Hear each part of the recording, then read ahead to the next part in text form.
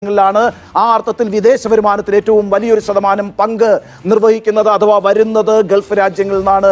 ആ ഗൾഫ് രാജ്യങ്ങളെയാണ് കേട്ടോ ഇപ്പോൾ ഈ യുദ്ധം ബാധിച്ചിരിക്കുന്നത്. നിശ്ചയമായും ഗൾഫ് രാജ്യങ്ങളെ യുദ്ധം ബാധിച്ചാൽ അതിന്റെ ഡയറക്റ്റ് ഇമ്പാക്ട് ഉണ്ടാകുന്ന ഒരു ഇക്കോണമിയാണ് കേരളത്തിന്റെ സമ്പദ് വ്യവസ്ഥ എന്ന് പറയുന്നത്. കുവൈറ്റ് യുദ്ധത്തിന്റെ കാലത്ത് നമ്മളത് കണ്ടതാണ്. എത്രയേറെ പേർക്കാണ് തൊഴിൽ നഷ്ടപ്പെട്ടത്. കോവിഡ് കാലത്തും നമ്മളത് കണ്ടതാണ്. കോവിഡാനന്തരം തൊഴിൽ കിട്ടാതെ ഇപ്പോഴും ഒട്ടേറെ പ്രവാസികൾ കേരളത്തിൽ തന്നെയുണ്ട്. അവരെ പുനരധിവസിപ്പിക്കാൻ പോലും നമുക്ക് കഴിഞ്ഞിട്ടില്ല. ആ അർത്ഥത്തിൽ ഗൾഫ് എന്ന് പറയുന്നത് കേരളത്തെ സംബന്ധിച്ച് വളരെ പ്രധാനമാണ്. അവിടെ എന്തെങ്കിലും പ്രതിസന്ധി ഉണ്ടായാൽ നമ്മളത് നമ്മുടെ നിത്യജീവിതത്തിൽ അനുഭവിക്കും എന്നുള്ളതാണ്.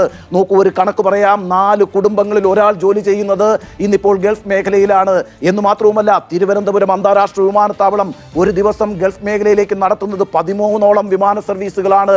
കൊച്ചി അന്താരാഷ്ട്ര വിമാനത്താവളത്തിൽ നമ്മൾ ഹോസ്റ്റ് ചെയ്യുന്നത് 25ഓളം എയർലൈനുകളെയാണ്. അതായത് മിഡിൽ ഈസ്റ്റിലേക്ക് നിരന്തരം യാത്ര ചെയ്തുകൊണ്ടിരിക്കുന്ന 25ഓളം എയർലൈനുകളെ ഹോസ്റ്റ് ചെയ്യുന്ന ഒരു അന്താരാഷ്ട്ര വിമാനത്താവളമാണ് കൊച്ചി. ആ അർത്ഥത്തിലൊക്കെ മിഡിൽ ഈസ്റ്റ് എന്ന് പറയുന്നത്, പശ്ചിമേഷ്യ എന്ന് പറയുന്നത്, ഗൾഫ് രാജ്യങ്ങൾ എന്ന് പറയുന്നത് നമ്മുടെ നിത്യജീവിതവുമായി ഹൈലി കണക്റ്റഡ് ആണ്. അവിടെ എന്തെങ്കിലും പ്രതിസന്ധി ഉണ്ടായാൽ ഞാൻ നേരത്തെ സൂചിപ്പിച്ചതുപോലെ അതൊക്കെ നമ്മുടെ നിത്യജീവിതത്തിൽ വലിയ പ്രതിസന്ധി ഉണ്ടാക്കും എന്നുള്ളതാണ്. അത് കൂടാതെയാണ് കേട്ടോ രാജ്യം അഭിമുഖീകരിക്കുന്ന പ്രതിസന്ധി എന്ന് പറയുന്നത്. ഇന്നിപ്പോൾ നമ്മുടെ രാജ്യത്ത് വലിയ ഊർജ്ജ പ്രതിസന്ധി ഉണ്ടായിരിക്കുന്നു. അതുപോലെ തന്നെ പ്രകൃതിവാതക പ്രതിസന്ധി ഉണ്ടായിരിക്കുന്നു. രാസവള പ്രതിസന്ധി ഉണ്ടായിരിക്കുന്നു. അതൊക്കെ കാർഷിക മേഖലയും വ്യാവസായിക മേഖലയും ഒക്കെ സ്തംഭനത്തിലേക്ക് നയിച്ചുകൊണ്ടിരിക്കുകയാണ്. നമ്മുടെ സാമ്പത്തിക വളർച്ചാ നിരക്ക് താഴത്തേക്ക് പോവുകയാണ്. 2 കാര്യങ്ങളാണ് ഇതിന്റെ ഇമ്പാക്റ്റ് ആയിട്ട് വരാൻ പോകുന്നത്. രാജ്യം അഭിമുഖീകരിക്കാൻ പോകുന്നത്, സംസ്ഥാനം അഭിമുഖീകരിക്കാൻ പോകുന്നത്. ഒന്നാമത്തത് വിലക്കയറ്റമാണ്. വരാനിരിക്കുന്നത് കുതിച്ചുയരുന്ന വിലയാണ്. രണ്ടാമത്തത് തൊഴിലില്ലായ്മയാണ്. ഈ 2 പ്രതിസന്ധികളും നമ്മളെ ഉറ്റുനോക്കിക്കൊണ്ടിരിക്കുകയാണ്. നമ്മളിപ്പോൾ ഒരു തെരഞ്ഞെടുപ്പ് കാലത്താണ്.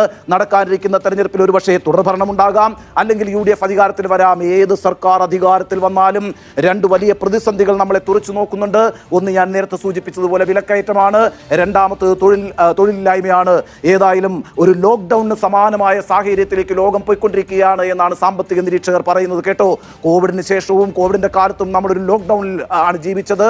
അതേപോലെ ഒരു സാമ്പത്തിക ലോക്ക്ഡൌണിലേക്ക് ലോകം സഞ്ചരിച്ചു കൊണ്ടിരിക്കുകയാണ് എന്ന് നിരീക്ഷിക്കുന്ന ഒട്ടേറെ സാമ്പത്തിക വിദഗ്ധന്മാരുണ്ട്.